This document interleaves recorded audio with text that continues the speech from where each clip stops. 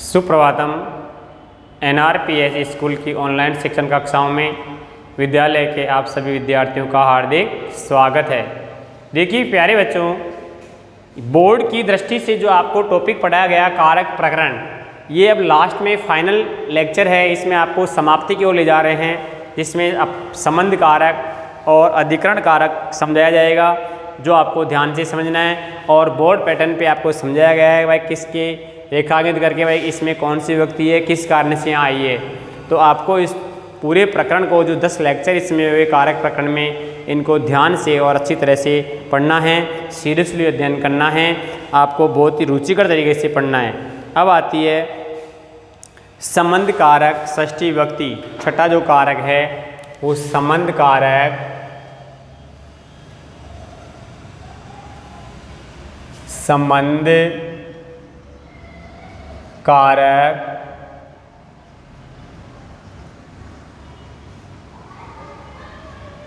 षष्ठी विभक्ति।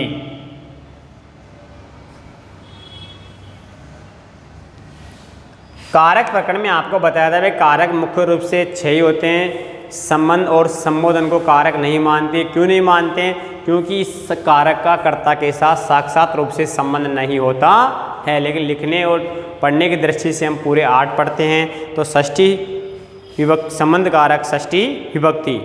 इसमें देखो, संबंध में षष्ठी विभक्ति का प्रयोग किया जाता है। संबंध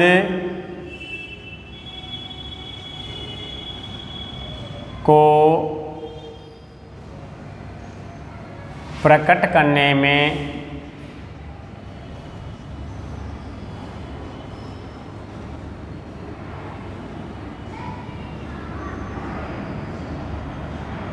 षष्ठी विभक्ति का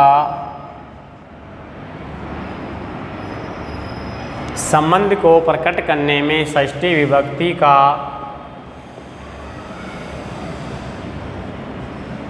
प्रयोग किया जाता है। संबंध को प्रकट करने में षष्ठी विभक्ति का प्रयोग किया जाता है।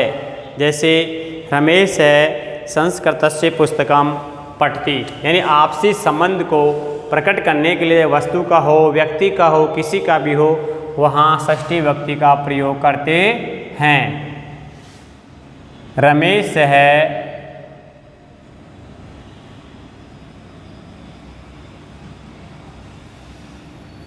संस्कृतस्य पुस्तकम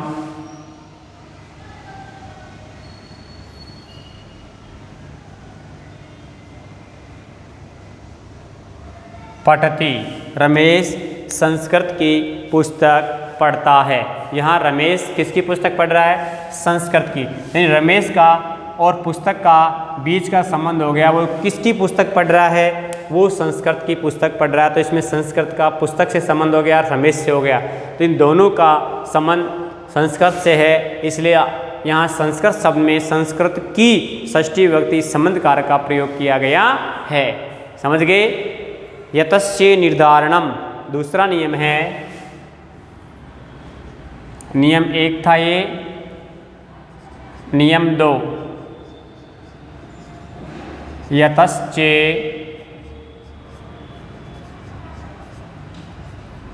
निर्धारणम।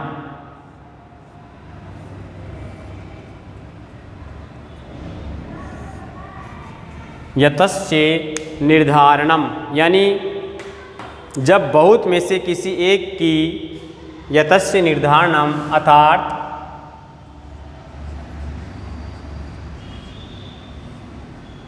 जब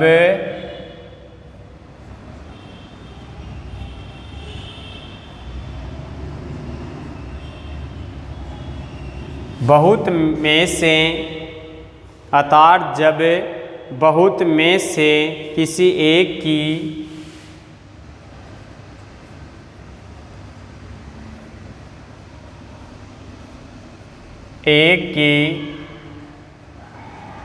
जाति गुण क्रिया, जाति गुण क्रिया के द्वारा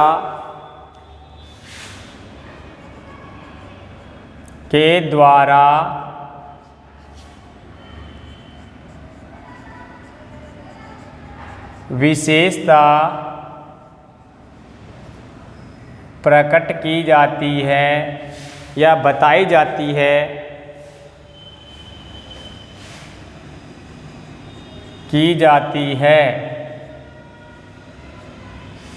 अर्थात जब बहुत में से किसी एक की जाति गुण क्रिया के द्वारा विशेषता प्रकट की जाती है तब विशेषण शब्दों के साथ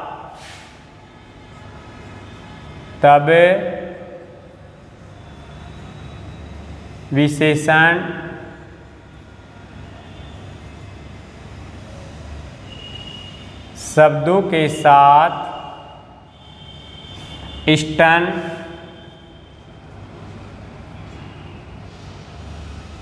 विशेषण शब्दों के साथ इष्टन या तमप प्रत्यय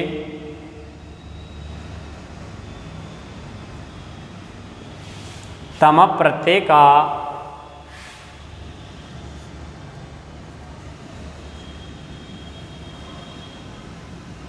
प्रयोग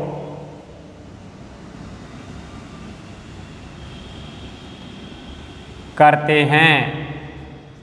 इष्टन या तमप प्रत्यय का प्रयोग करते हैं और जिससे विशेषता प्रकट की जाती है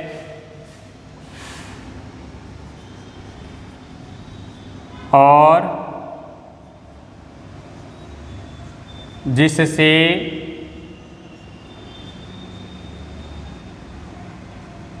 विशेषता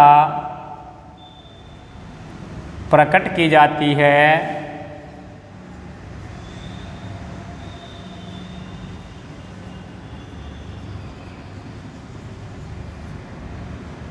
उसमें षष्ठी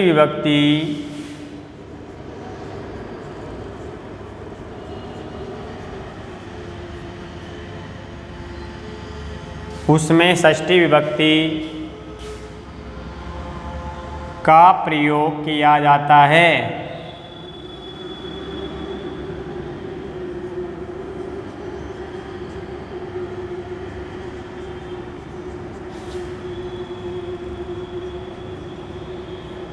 षष्ठी विभक्ति का प्रयोग किया जाता है। ये देखो, ये भी पंचमी की तरह सबसे बड़ी परिभाषा है।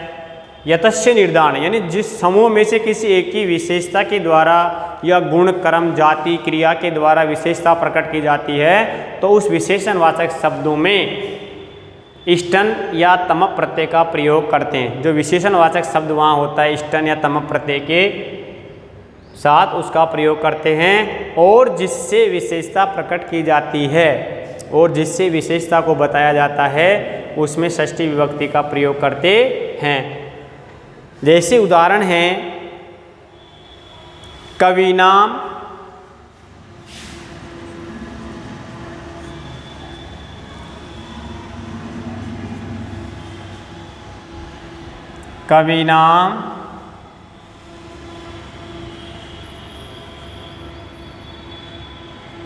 कालिदास है, कविनाम कालिदास है, श्रेष्ठ अस्ति,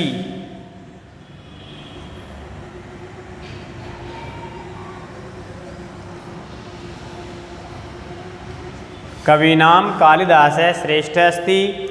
और दूसरा है छात्राणाम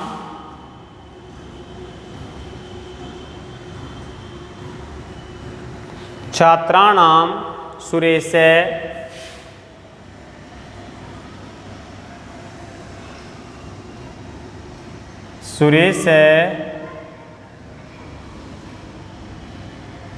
पटुत्तम अस्ति।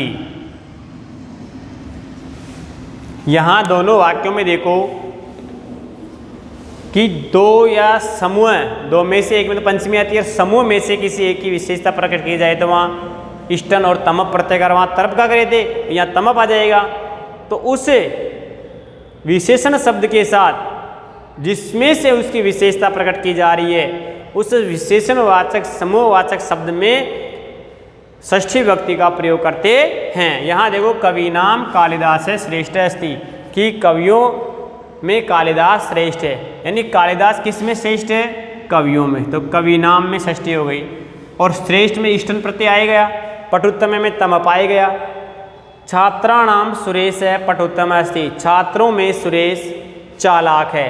तो यहाँ उत्तम किस में, किससे छात्रों के समूह में से विशेषता बताई जा रही है? तो छात्राणाम आ गया। तो कवि नाम कालिदास श्रेष्ठ अस्ति और छात्राणाम सुरेश पटुत्तम अस्ति कि कवि नाम यानी कवियों में कालिदास श्रेष्ठ अस्ति, कालिदास श्रेष्ठ है। और छात्राणाम सुरेश पटुत्तम अस्ति, छात्रों में सुरेश सबसे अधिक चालाक है। तो यहाँ देखो कवि नाम श्रेष्ठ इष्टन प्रत्यय है यहाँ पे, और इष्टन प्रत्यय के योग में यहाँ कवि नाम में षष्ठी है, छात्राणाम सुरेश पटुत्तम में तम प्रत्यय में छात्राणाम में षष्ठी है। दोनों में समूह में से एक व्यक्ति विशेष की प्रधानता या विशेषता प्रकट की जा रही है, इसलिए जिस समूह में से वहाँ विशेषता बताई जा रही है जाति गुण क्रिया के आधार पर उसमें षष्ठी अपादान वो षष्ठी संबंध का प्रयोग किया जा रहा है। इसी तरह अब आता अपना लास्ट है जो अधिकरण कारक सप्तमी विभक्ति, अधिकरण कारक सप्तमी विभक्ति।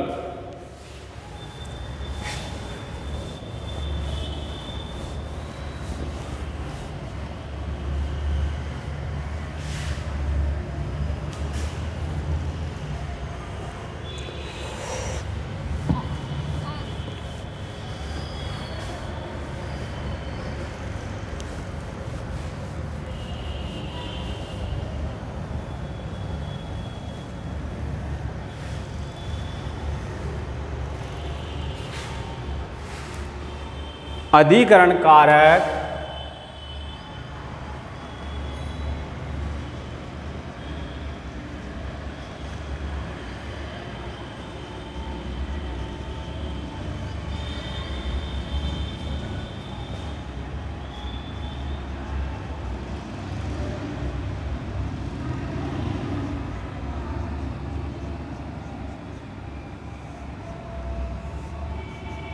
सप्तमी विभक्ति। अधिकरण आधार कोई अधिकरण कहते हैं कि क्रिया की सिद्धि में जो आधार होता है यानी जो उसका बेस होता है उसे अधिकरण कारक कहते हैं। आधारो अधिकरणम सूत्र है इसका, आधारो अधिकरणम।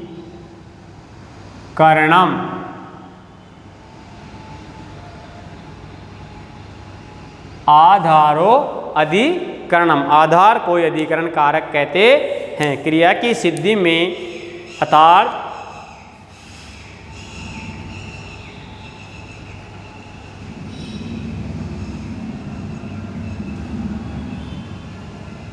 क्रिया की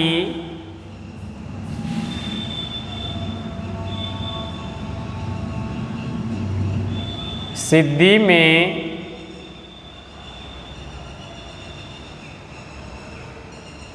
जो आधार होता है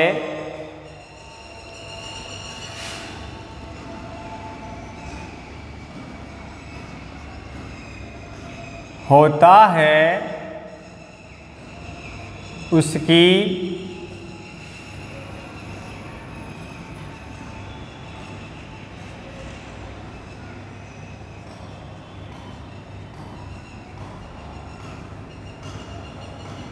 अधिकरण संज्ञा होकर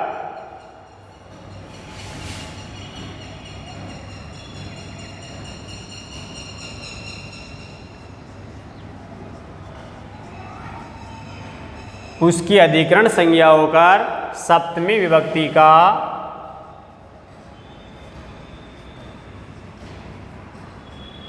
प्रयोग किया जाता है।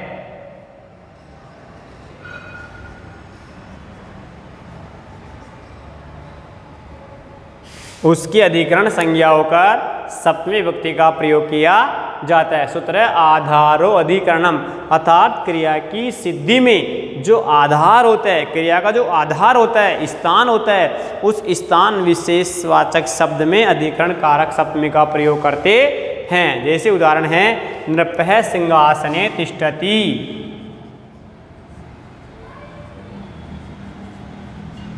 नृपः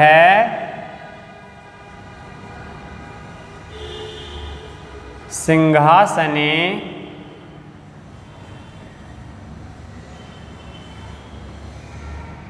तिष्ठति। राजा सिंहासन पर बैठा है। राजा सिंहासन पर बैठा है तो नृपः सिंहासने, तो क्रिया का आधार क्या हो गया? सिंहासन। यानी राजा कहाँ बैठा है? राजा का बैठने का आधार है कि राजा सिंहासन पर बैठा है। तो नृपः सिंहासने तिष्ठति, राजा सिंहासन पर बैठा है, तो सिंहासन उसका आधार हो गया। तो यहाँ सिंहासन शब्द में कौन सी आ रही है? सप्तमी विभक्ति। सिंहासन शब्द में कौन सी आ रही है? सप्तमी विभक्ति। इसी तरह देखो, जिससे स्नेह किया जाता है, अगला नियम है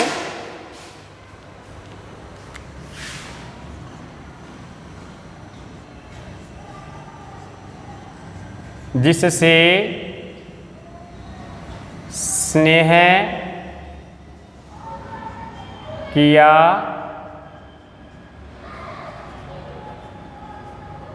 जाता है,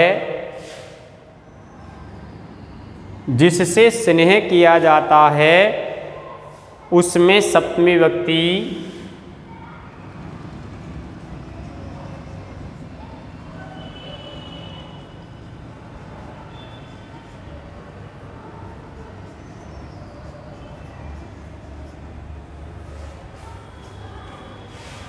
अधिकरण कारक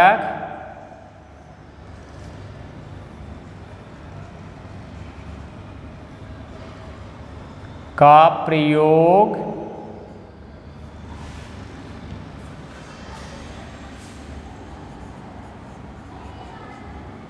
किया जाता है। जिससे स्नेह किया जाता है उसमें सप्तमी विभक्ति अधिकरण कारक का प्रयोग किया जाता है। जैसे उदाहरण है पिता पुत्रे स्नियति। पिता पुत्रे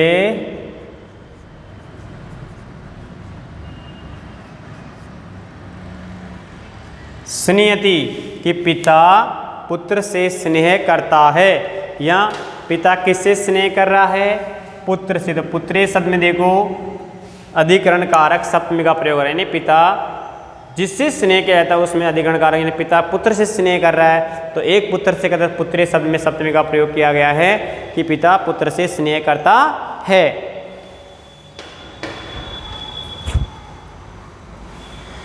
यस्य च भावेन भाव लक्षणम। यस्य च, इससे पहले एक नियम और है कि संलग्नार्थक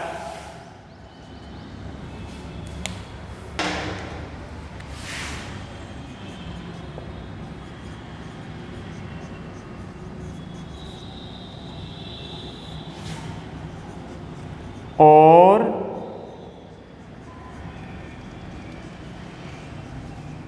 चतुरार्थक, संलग्नार्थक और चतुरार्थक शब्दों के योग में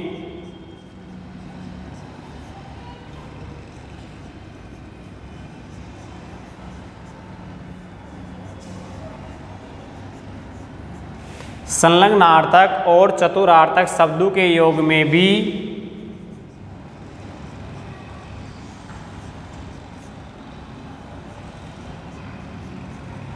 अधिकरण कारक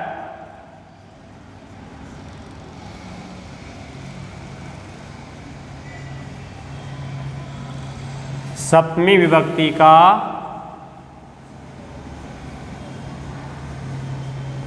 प्रयोग करते हैं।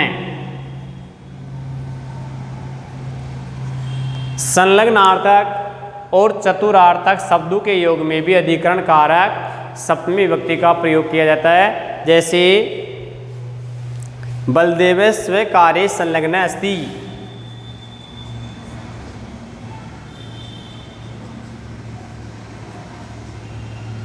बलदेव स्वकार्ये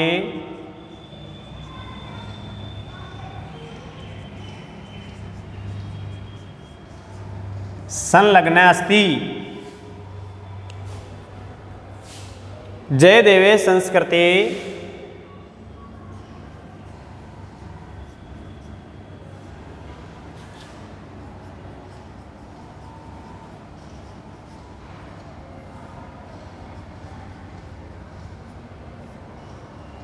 जयदेवे संस्कृते चतुरः अस्ति।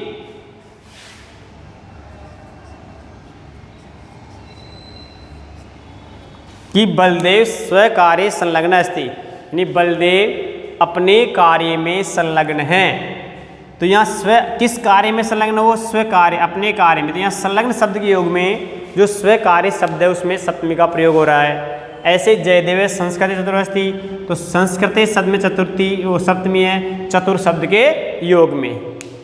किसके योग में? चतुर शब्द के योग में। इसके बाद लास्ट नियम है इसका, यस्य च भावेन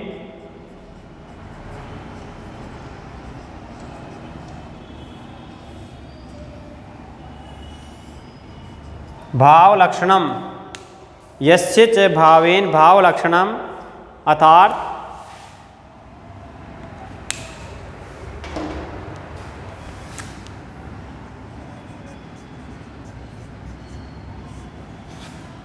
अर्थात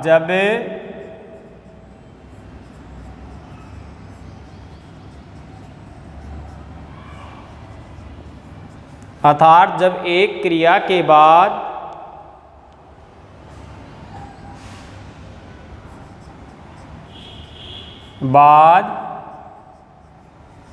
दूसरी क्रिया का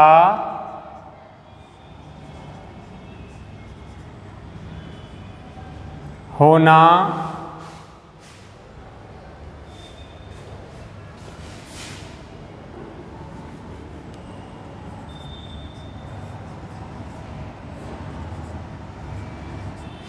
अर्थात जब एक क्रिया के बाद दूसरी क्रिया होती है तो पूर्व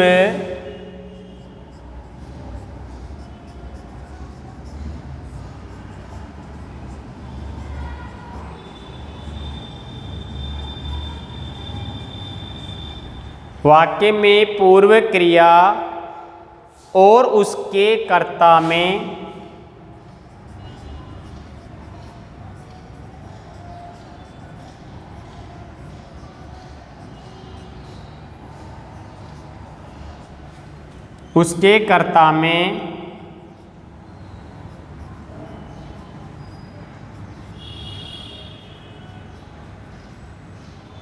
अधिकरण कारक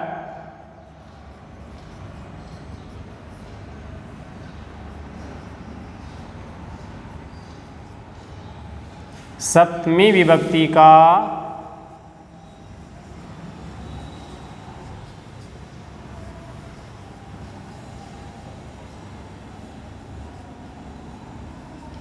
प्रयोग करते हैं। यानी यस्य च भावलक्षण भावलक्षणम, अर्थात जब वाक्य में एक क्रिया के बाद दूसरी क्रिया होती है, उसी एक ही वाक्य में एक क्रिया के बाद दूसरी क्रिया होती है तो वाक्य में पूर्व क्रिया और उसके कर्ता में अधिकरण कारक सप्तमी का प्रयोग किया जाता है। तो उसमें पहले वाली जो क्रिया है उसमें और उसके कर्ता में अधिकरण कारक सप्तमी का प्रयोग किया जाता है। जैसे उदाहरण है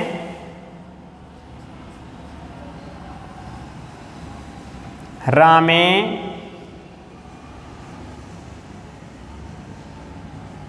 वनम गते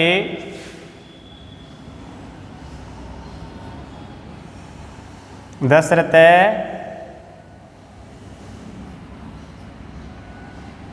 प्राणान अत्यजत। रामे वनम गते दशरथ प्राणान अत्यजत।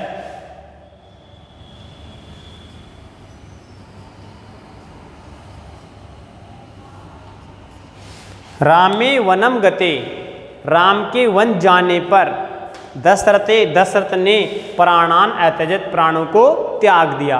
तो यहाँ तक वाक्य, पहला वाक्य ये हो गया, ये यहाँ तक एक वाक्य हो गया और यहाँ से आगे दूसरा वाक्य हो गया।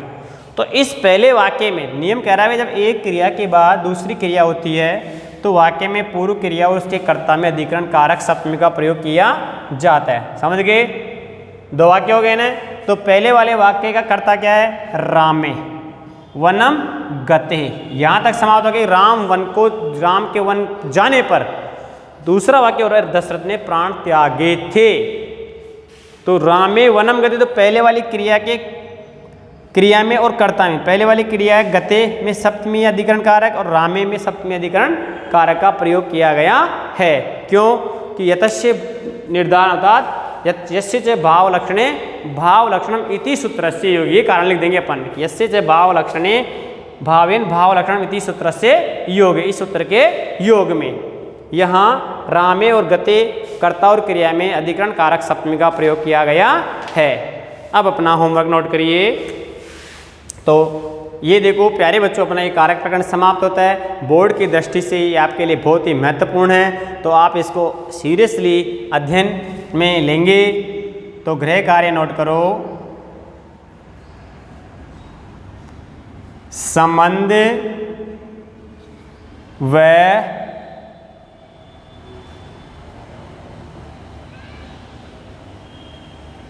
अधिकरण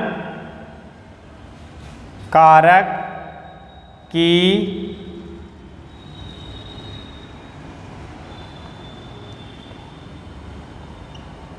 नियम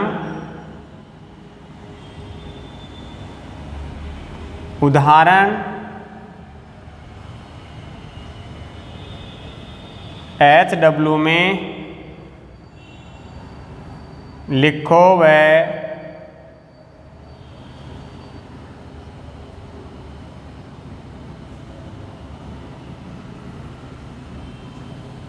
याद करो।